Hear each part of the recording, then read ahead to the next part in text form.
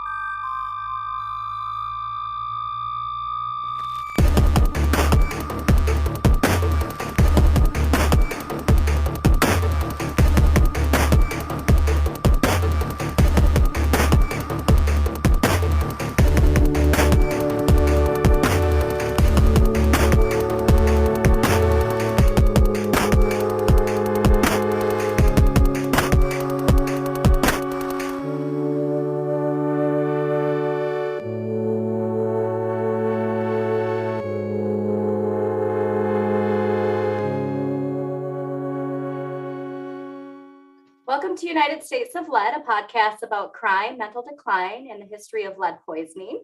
This week, we're going to discuss some recent news about Chicago's lead levels, which has gotten a lot of attention on my news feed. Did it pop up a lot for you? I haven't heard anything about this. Oh! But I've also been a little bit of a tortoise in a shell today. Yeah. This last couple of weeks. Okay, yeah, because this came out, this article, we're basically just going to be touching on one specific article from The Guardian. And I mean, the news is everywhere, but this one, really good job of encompassing everything. And it's from September 21st, 2022. But the reason I'm bringing it up is, yes, it's, shocking, but at the same time, news like this makes it seem like these are like isolated incidents in certain cities. I know from my experience just how bad Milwaukee is, and we just don't seem to talk about that. It's still just as bad as it was. So the headline is revealed, quote, the shocking levels of toxic lead in Chicago tap water. For us, not really that shocking. Right. So it just shows how much the general public doesn't realize how bad it is. Yeah. Why is this a headline? Why is this not history? Mm-hmm. So even here, they have some pictures of people who are affected by it. So we're just going to go through this article. It'll be linked in our sources and, discuss from what we know about lead thus far. Quote, tests were performed for thousands of Chicago residents, and they found lead in amounts far exceeding the federal standards, end quote, which again, we've brought up, there's no safe amount of lead, and the fact that these standards are even there.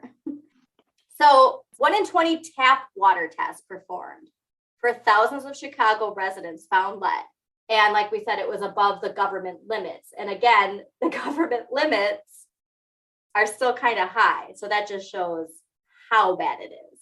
Yes, the limit is the minimum amount that the government has decided is not a burden to them to deal with. Mm-hmm. So now this is according to a Guardian analysis of Sure. the city of Chicago's data. Want to highlight this isn't the actual city of Chicago too. So 1/3 had more than is permitted in bottled water. This means that out of 24,000 tests, approximately 1,000 homes had lead exceeding the federal standards. Wow. Yes, and apparently it says because experts and locals say that these results raise broader concerns because there are an estimated 400,000 lead pipes supplying water to homes in the city. And the vast majority of those were not tested as part of the program. So we put our statistics sample pants back on, and a lot of red flags should be going off. So yeah, 400,000. And like we said, people are like, oh, well, they're treated. And it's like, what studies have been done for how long that treatment lasts? And what we talked about with last week's episode with that lead propaganda and the lead companies, the benefits of lead and how we need to raise lead up. And it's like, dude. If you have a lead pipe that's your main source of water to your home or to homes in your area, maybe you should have like regular checks on this Now, as we've mentioned with other studies, all of these studies are always from independent researchers. So all the information we always find out about these shocking levels are always coming from outside when it should be coming from within. But the Guardian worked with water engineer Eileen Betanzo, who they also helped uncover the Flint water crisis that resulted in many, again, mostly Black residents, being poisoned by lead in the Michigan city of Flint. To review these results, she conducted the tests of residents between 2016 and 2021. So now. Yeah. Also, fun fact, Chicago itself has never released an analysis of these results. Why not? Well, isn't it fun to show how great your work is? And from the Chicago University, Loyola, who have some of the best laid out statistics of the effects of lead poisoning and what it leads to, I'm not surprised that people are getting the information that they should be getting when we know the effects on not only children, but adults. Yeah. We can go back to those, but if just listen to I think it's our first episode or second episode where we talk about the crime rates and lower IQs and, a lifelong career in crime, and just, it's not by accident. So the analysis found that 9 of the top 10 zip codes with the largest percentage of high test results were neighborhoods with minorities of Black and Hispanic residents, 9 out of 10. And there were dozens of homes with shockingly high lead levels. One home in a majority Black neighborhood of South Chicago had a lead level of 1,100 parts per billion, which is 73 times higher than the EPA's limit of 15. And we've talked about the episode of John Oliver where he brings up that neighborhood that was built on an old lead smelting factory. Yeah. And that is somehow even allowed. And what did they tell residents? Just don't play on the grass and don't drink the water. Yeah. Well, if you have diabetes, just eat right. Just eat right. God. Quote, there's a very clear data set here that's showing very concerning lead levels in Chicago, and the residents need to have this information, Eileen says. Lead is a potent, irreversible neurotoxicant with no safe level of exposure and important multi-generational impacts. The time to cut it off is as soon as possible. Foot dragging is helping nobody, unquote. We have been dealing with this for over 2,000 years. We have knowingly been dealing with this for over 2,000 years, knowingly. Yeah. And yet this is where we're at. It's absolutely mind-boggling to me. Jenny and I were talking over the weekend. We were saying, being in Minnesota, we need to have discussions now about climate change and refugees. So under what conditions would we let someone stay with us? What would be an appropriate amount of time to just sort of thinking it where in the house would we store people? And we kind of came with this notion if it's crazy, not having extra blankets and little things put out and maybe just crashing in a basement, having a couple families crash in a basement is okay, because it's refugee time. I've even had that thought. Yeah, it's a thought we should have. Stay with me and I could have her room be a spare room. You will have people you love become a refugee because of climate change. I have family in Arizona. As far as I can tell, Arizona will be this. So this was part of our conversation. Was it'll be uninhabitable in our lifetime. So, and then we started chatting just about where other people are that we know, that we love, family members, and we have people from Chicago, and it was Chicago might not be a really safe place in 10, 15 years. Because of their infrastructure and because of the lake. If water's rising and messing with their infrastructure, and it's not that it would submerge Chicago, but I don't know. This is just really hitting home with this conversation we just had of just how much harder will it be to secure these pipes? Yeah. When Republicans don't want to fund infrastructure. Yeah. We are not a preventative care society. And we need to be. If anything this is teaching us, and not just this, we should be fully aware after everything that we've gone through the past few years. We need to be a preventative care society. A reactionary society does not work. It's good business. It's good for business. Good for business. It's not good for people. Oh, I'm saying. Oh, you're saying preventative care is the cost of yes. implementation is lower than the cost of. It's good for the business of the people who know they're not going to be here for like 20 more years. Oh yeah, that's really what I meant. It is. That's really what it is. It's good for the business of people who aren't going to be here in 20 years. That boomer mentality. Oh. Yep. Anyways, who also, mind you, lack of empathy from all the lead poisoning they had. Quote, numerous studies show that even at low levels, lead can lead to impacts on children and adults. Once it's in your blood, it crosses the blood-brain barrier and affects the nervous system. Not the only effects, but it can lead to lower IQ, behavioral disorders, worsening performance in school. But as we've shown, the list is atrocious of what it's linked to. And in adults, they mention how the low levels of lead, which we have now shown, even 2 micrograms, has shown increasing blood pressure, kidney problems, and the blood pressure leads to a host of cardiac effects, end quote. Now, we've talked about this. We don't talk about this. How many people have high blood pressure and how it's been on the rise? You know, and again, it's low levels. And that's the thing that's so scary is like those levels keep going. There's no safe amount. Doesn't matter how much is in your system. Now, Chicago has an estimated 80% of homes with water connections to lead. Oh my God. I'm going to share my screen quick, just so you can see the map. So this is the percentage of tests that are at or above 15 parts per billion, which is, again, the threshold that the EPA has set. That doesn't mean it's safe to have. And as you can see, the south side hit the hardest, which we know is predominantly a Black and Hispanic area of Chicago. And look at how white downtown is. Pun intended, I guess. I didn't even mean to make that pun, but look how white downtown Chicago is. I didn't even mean to make that pun. It's just the color. Barely any lead down there.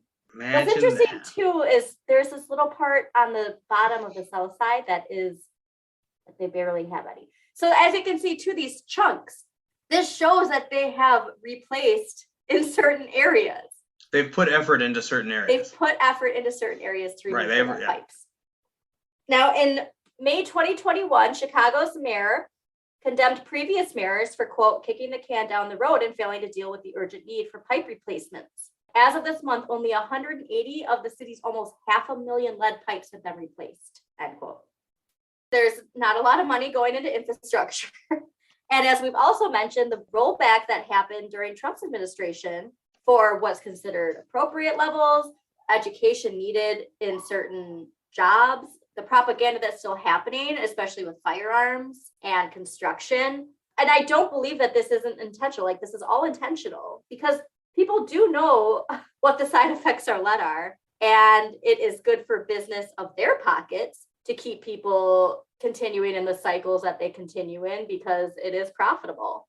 Mm-hmm. Quote, the situation in Chicago is emblematic of an immense national issue. Although the Flint crisis rang alarm bells across the country, estimates say there are some 10 million lead pipes still serving U.S. homes. And the crisis in Flint is one thing, but the real, I think, crime is just the lack of response. And that's, I mean, if we can't handle a city, we're certainly not prepped to handle a nation. Well, here's the thing, too, with us, who like with people who drink, but I'll just drink bottled water. We already talked about that too with our water episode, that a lot of people are just putting tap water in there. Yeah. So it's not saying that there's not lead unless you're going to a facility that unless it's on that list, and unless you're going to a facility that uses reverse osmosis to filter the water, there's nothing saying you're not still drinking the same leaded water when you're drinking a bottle of water, which is also insane that that's even acceptable, that there's no regulation saying you can't put tap water in bottled water. So there are different standards and opinions about how much lead is tolerable in water, which we've also talked about. Health agencies say no safe amount of lead is safe, and that even low levels can cause problems, but the EPA has their, quote, action level. Their action level was well exceeded here. So let's see how long it takes for them to actually act. And so by this measure, Chicago is in compliance, they're saying, quote, but this method may miss wide-scale issues. Flint was also technically in compliance until more detailed testing revealed the extent of its problem. And the EPA itself issued a warning to Chicago residents that they found the study that its methods, quote, underestimates lead levels. I'm glad the Guardian put it in here, but I feel like it's not highlighted enough that these aren't isolated incidents. Like we said, it's not just water. It's our canned goods. It's our baby food. It's our ammunition. It's the homes that people work in, the homes that people live in. It's dust. It's the food we eat. It's literally in everything. And this isn't to sound like a crazy conspirator. That's the reality of it. And we've shown the data to show that. And it doesn't take an insane amount for it to affect people. And like we were talking about before the show, it affects different people different ways. We have this idea when it's not affecting me, so it can't be that big of a deal. That's unfortunately the way a lot of people think about certain issues, like all issues. Well, that's not what's happening here, so that can't be that big of a deal. That's them. That's them, not me. I'm fine. Climate change. Well, that's down there. It's not happening here. I'm fine. Anyways, many experts say too that the standards should be stricter. So the FDA too has set the standard of lead in bottled water at 5 parts per billion, which is a level that more than a third of Chicago's tests exceeded. And again, like we're not testing for this stuff. That's just insane. But the American Academy of Pediatrics recommended setting levels for school drinking fountains no more than 1 part per billion, related to the fact of children's brains being so susceptible to lead. The Board of American Pediatrics is saying 1 part per billion, yet our acceptable level nationwide is 15. And then we have them at 75. It's showing pretty how alarming this is. And again, when you start to put the pieces together of what the effects of lead are, right, and the issues we're dealing with, not only in our country, but worldwide, it really starts to make sense. So by this measure, quote, 71% of Chicago tests reviewed by the Guardian would not pass. 71% of the tests. That's insane. Yeah, and also Chicago's kind of big, so. Oh, geez. So in a statement to the Guardian, a spokesperson for the Chicago Department of Water Management said that the city's tap water should not be held to the same standards as bottled water, and that the city's testing method for lead involves deliberately letting the water stand for several hours in the pipes. So they're trying to say that they're purposefully letting the water sit. Who cares? It does, exactly. So the city also encourages residents with lead lines to flush their water for 5 minutes every day before. So again, like we always say, it falls on the consumer. Yeah. Instead of us fixing this problem, you need to be responsible for us not fixing this problem. So every day, every house, millions and millions of people need to just let their each of their faucets run. Mm-hmm. And waste then water. Yep. Instead of solving this issue, we want you to waste water, which we already should not be wasting. Spend money on that. And again, reduces your chances. Not saying that you're not getting lead in your water, it's reducing your chances. To spin that to say that they're purposefully trying to make it doesn't matter. The numbers are that high regardless. So, quote, Chicago takes its drinking water quality very seriously, a spokesperson said. Yeah, because they're covering it up. They're putting a lot of energy into this. Yes. It says that they offer one of the largest free lead testing programs in the world and voluntarily share the results online to keep residents informed. But didn't we just see above that they're not doing that? Oh, we're going to share the results. I mean, the good ones, the ones that we like, but not. What does it matter if you have lead testing? You find out you have lead, then you're still told, well, you should be flushing your water and buying these filters. It doesn't matter. Right. You're not fixing the problem. Clearly. So while the raw data of Chicago's tests have been posted on Chicago's Department Water Management website for years, the Guardian says no analysis has actually been made available to the public. If the same results were extrapolated to all the homes served by the nearly 400,000 lead lines in Chicago, it's possible that more than 100,000 homes could have lead levels in their tap water above those allowed for bottled water. And to say that should be a different standard between bottled water and tap water is just ridiculous. Yeah, that someone in charge thinks that way is so frightening. Like, oh, well, you can't actually compare us to something that's safe. Like, that's just not fair. And we all know it's not safe. It's not. Mm-hmm. So, quote, this is clearly a public health threat of the first order, Eric Olson says, who is part of the Natural Resource Defense Council. quote, that's a lot of people drinking lead contaminated water, you think. Yeah. But when you think about it that way and see all the ways that people are getting it, it's bonkers.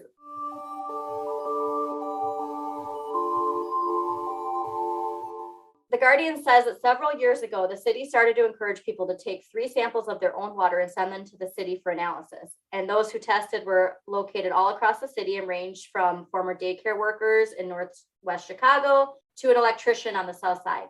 And this just made me think, do you remember that song I found where the people in Milwaukee testing their water and how insane the levels were? Where's that in the news? Because that was like 2016. I mean, it's clearly just as bad. Yeah, I think we still maintain that this is so bad. If we actually did the work that we needed to do, we would not be able to do the other work that they're trying to do. Like all of this scammy stuff would have to be put on hold to actually get this done. So the Guardian analysis used the highest of the samples for each test kit, and the largest proportion of results at or above the 15 parts per billion came after taps had been running for 2 minutes. And 2% of the samples returned such high results after taps had been running for 5 minutes. Our solution being just waste water instead of fixing the problem is so unacceptable. And I can't even grasp how that is your solution with the water crisis we're already going to be facing. Mm-hmm. Talk about reactionary versus preventative. How are we not getting the hint yet that we need to start being a preventative care worldwide society? Is it because the people who are in power right now won't be around for this? Quote, while homes with the high lead test results were widely distributed around residential areas of the city, again, the areas with the biggest percentage of high lead tended to be working class neighborhoods with large Black or Latino population. For instance, in 4 zip codes of Chicago's South Side, 8 to 10% of lead tests showed results above the action level. Those neighborhoods, too, are hard hit by industrial pollution, which they also have high rates of respiratory disease. I go back to that John Oliver clip. And I mean, that place in the South, I can't remember where in the South it was, but where that cemetery was in that area of that factory, and just how many people are dying from the poisons of the, I can't grasp how any of this is legal. You know what I mean? Right. Like, that part to me, I just can't grasp at all. So one of the testers was Illinois State Senator Ram Vijayavalam, who represents parts of Chicago's Northwest Side and neighboring suburbs. In 2018, him and his wife bought a house that was constructed in 1958, their first ever real estate purchase. A year later, they discovered during a routine checkup that their toddler's blood lead levels had levels 5 times higher than the CDC limit. And that's back in 2018, and recently, I think they even lowered it from 5 to 3, so that's even higher. So the doctors told their family the lead levels were high enough to cause global development delays in their son. But because his lead poisoning was caught early, they were hopeful that the adverse outcomes could be averted. They say that the family had been living with several sources of lead, which included the water service line, lead paint in the home, as well as some spices like turmeric, which we had talked about. Remember turmeric? Yeah. Yep, that may have been contaminated. Think about that. I think about how much turmeric I used to ingest. And I love turmeric. And now it's like, God, do I want it? You know, and that's the part that gets my goat, is like, we as consumers shouldn't even worry about whether or not we should use products, because the product manufacturer should not be allowed to sell that product unless it is safe. Yeah. Full stop. We as individuals are not equipped to protect ourselves against this scourge, against this issue. No, we should not be responsible for this. No, go ahead. There's just too many vectors. There's too many ways that it can get into your life, and there's even a small amount, as we keep finding, even a small amount is just it can be destructive. You know that part? Hi, love. I'm almost done. Want to come say hi? Well, apparently she's gonna. My daughter's Octonauts music might be in the background. It's real intense music too, so it might be great, like dramatic music to end this. That meme I was talking about in the last episode of Cult to Corporation, where it's, you know, the teacher and the parents and the kid, and the parents going to the teacher. Yeah. Why did they have this? That's what we we, the consumer, and the corporation has to be the teacher right now, where we're going, why are we having neurotoxicants in our products? Yeah. It's unacceptable. And I don't even have words for it. Like, it's like beating a dead horse at this point, where it's just like, it's there, it's caused these issues. We've known about it for 2,000 years, and yet nothing's being done. So the Guardian shared the findings of its investigation with that senator, and they called the extent of the problem, quote, unacceptable. The reality is we need to have a sense of urgency on this issue. If it can happen to my family, it can happen to any family, unquote. Even if it doesn't happen to your family, sir, it doesn't matter. But I think what he's trying to say is that he's in a place where you have this notion that it shouldn't affect them. And I think Right. A lot of people do think that, you buy a product and you think, it must be safe. You buy a house, you get it, painted. Well, it must be safe. And that's just an illusion. But at the end of the day, it does affect certain people much more.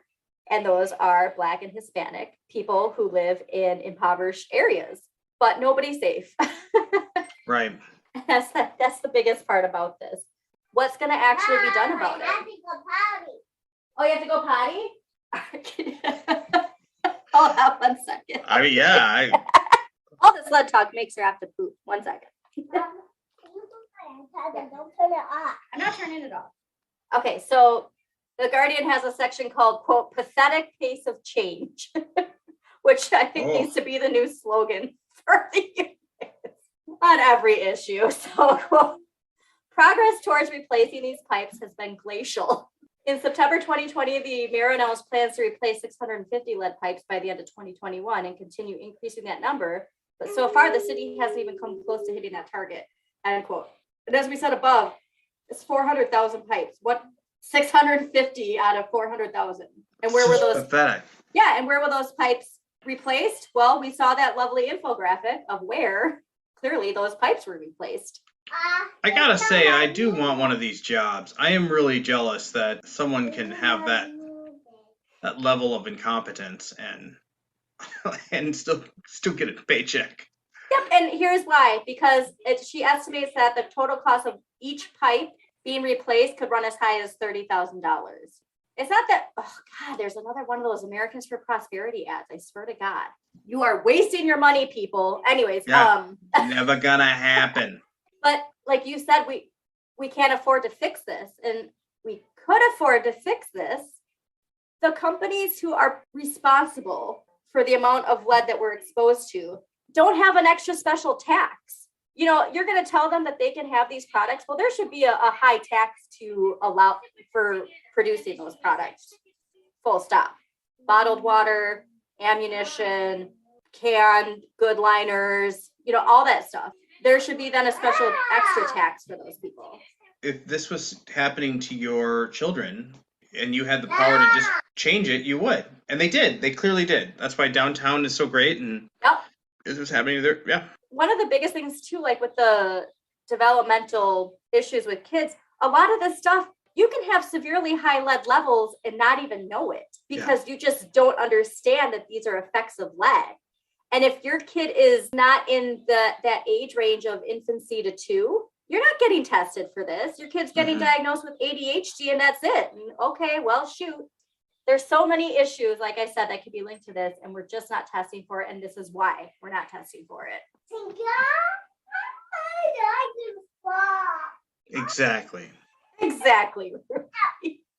okay. Okay, but did she say I'm okay? Yes. All right, so Chicago, quote, Chicago taking nearly 2 years to replace 180 lines is, quote, pathetic, one of the experts say. If a city like Newark can replace 120 per day, there's nothing other than lack of will that's preventing Chicago from doing the same, end quote. So that's pretty interesting. Yeah. We showed too how bad it is in Jersey. Remember that school where it was just bonkers, that school district. So yeah, it's just, again, if nobody's forcing companies to do this, cities to do this, then why would they? It costs money. Why would, you don't make money by spending money. Quote, the city has designed several programs to help low-income residents pay for the part of the work on their private property. So again, you don't have any money, but we'll pay for a little bit of you getting these lead service lines replaced. And what did we mention too? Replacing these lines, you have to leave your residence for a minimum of 6 months. I couldn't afford to do that. This is a monumental task. This is a complete overhaul of the entire infrastructure. Yeah, and of course too, the amount of paperwork that's needed. It's not just like hey, so we got this free lead test done and now, we'll go and fix this and pay for it. No, it again all falls on you. So you have to weigh the pros and cons of actually getting this done as an individual or a family. Yeah. So one person, quote, Juliana Ramirez has been trying to help her 65-year-old mom get a low-income grant to replace the lead service lines in her cottage on Chicago's South Side. After a year of struggling to get all the required paperwork to the city, the family still isn't sure whether or not it's going to happen. Apparently, the city asked for a multitude of documents to prove income status, including tax returns, pay stubs, social security cards, driver's license, school transcripts for every member of the family, mortgages, deeds, insurance declarations, real estate tax bills. And that, we have programs for that. And then they leave out this part of the program. How much did all this cost? Mm-hmm. So when she also then tried to help her mom load all these scanned copies of paperwork onto the city's website, it kept crashing. So you finally gather all this stuff and then the website doesn't even allow you to do it. Right. Oh, and also too, fun fact, quote, a planned Chicago program to offer free pipe replacements at homes that serve as daycare facilities has also been slow to get off the ground. We forget about that too. You think of like preschools and schools, but people can have daycare facilities inside their homes. Yeah, a lot of people do. We're not doing what we're supposed to, and there's nobody's being held accountable. Mom, watch this. That's really cool. I feel like I should leave this in. Can you hear that? Oh, yeah. Oh, great. Okay.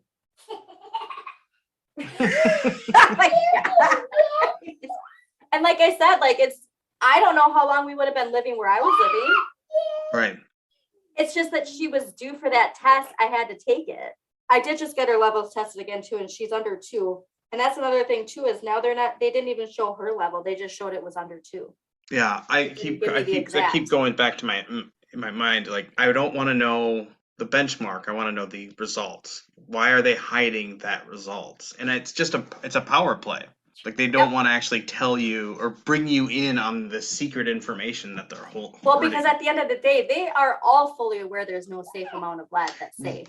And they also, they know that there's nothing they could really do to abate it on a public health level.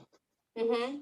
One person who was interviewed ends the article really great, saying, how many more years, how many more decades are we going to keep poisoning our kids?